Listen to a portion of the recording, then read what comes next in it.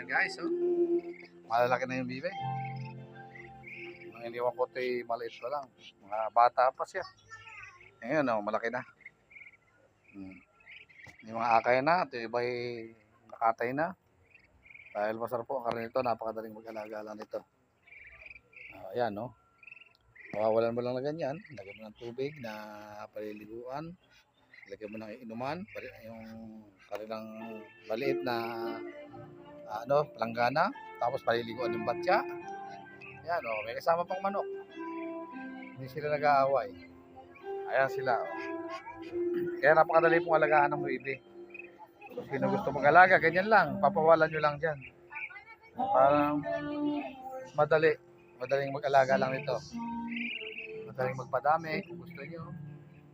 Ganyan lang. Ganun yung ano niya. Palong yung palong. Ano yun? Basta palong ang tawag niya, palong. Yun, oh. Yan. Bilis dumami yan. Matanda na yan? Oo. Barako yung barako. Nangangagat yan. Hindi. Ganyan lang, oh. Ikaw nga, Papa, lagay mo nga Ganyan, kamay oh. mo. Ganun. Ganun. Tungkol natatahan ko Yan. na. Madali lang, oh, di ba? Ayan guys, kung gusto nyo mag-alaga, madali lang ito. Ayan, madali lang mag-alaga. Tapos may tayo. Ayan guys, so, alaga na kayo.